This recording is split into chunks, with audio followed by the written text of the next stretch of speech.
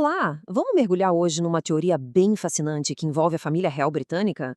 A gente vai falar sobre o chamado Projeto Degelo e uma suposta estratégia de altíssimo risco que pode estar acontecendo bem debaixo dos nossos narizes, lá nos bastidores do palácio. Pois é, vamos entrar de cabeça nisso. O material que a gente está analisando já começa com essa ideia bem provocadora, né? A de que essa narrativa toda de reconciliação, de paz na família, talvez seja só a pontinha de um iceberg gigantesco. Bom, para a gente entender essa teoria, primeiro a gente precisa olhar para a história que todo mundo conhece, a versão oficial dos fatos. Um plano que teria até um codinome, Projeto Degelo. Então, a história que contaram para a gente é essa, né? A de um pai, o rei Charles, querendo a família unida de novo. O plano seria esse retorno gradual do Harry, uma forma de aparar as arestas, todo em nome da união e para que o rei pudesse estar perto dos netos. Uma narrativa bem familiar, comovente até. Só que, como em toda boa história, sempre tem um mas, não é? E aqui, o ponto de virada, a complicação toda, gira em torno de uma única questão: segurança. E é aqui que a coisa começa a ficar curiosa, para dizer o mínimo. O timing é tudo.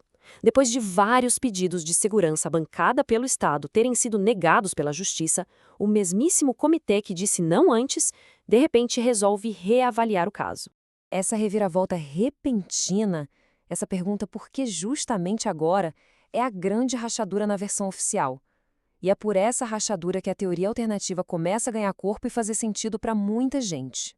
Então vamos lá, vamos para o coração da teoria e entender como essa questão da segurança pode ser, na verdade, uma peça-chave num jogo muito, muito maior.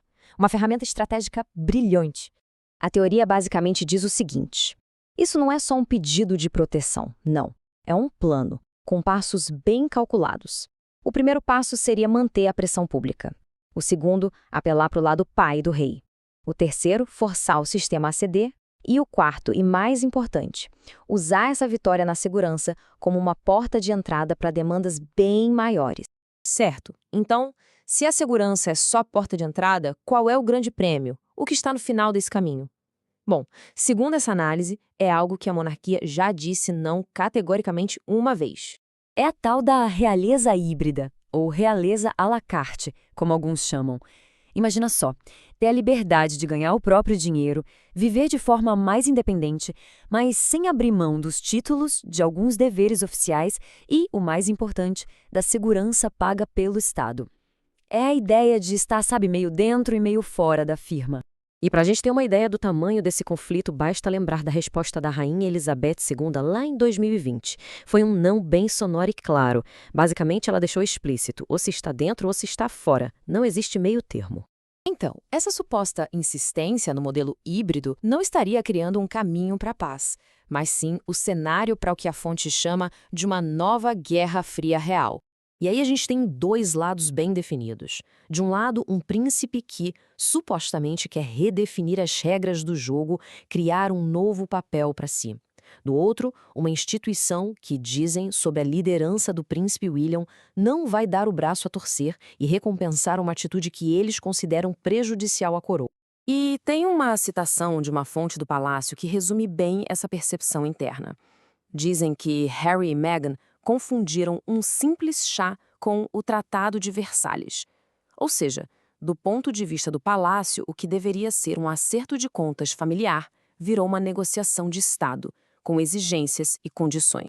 E isso tudo nos leva ao que seria o checkmate, a jogada final nesse tabuleiro de xadrez. Uma jogada que pode ou redefinir a monarquia para sempre, ou quebrar os laços de vez. Porque, segundo essa linha de raciocínio, não estamos falando de um simples desentendimento. É uma aposta altíssima, do tipo tudo ou nada, e as consequências são gigantescas. Pensem só no que está em jogo aqui. Se ele consegue o que quer, ele muda para sempre o que significa ser da realeza. Se ele perde, talvez ele queime a última ponte que o liga à família e ao país. E para o rei Charles, é uma escolha impossível entre ser pai e ser rei. E para a monarquia como um todo, isso abre um precedente que pode mudar completamente o futuro da instituição. E é com essa pergunta que a teoria nos deixa. O que estamos vendo aqui? É uma jogada de mestre, uma estratégia genial para criar um novo tipo de realeza? Ou será que estamos assistindo ao último ato de uma grande tragédia familiar, uma ruptura que não tem mais volta?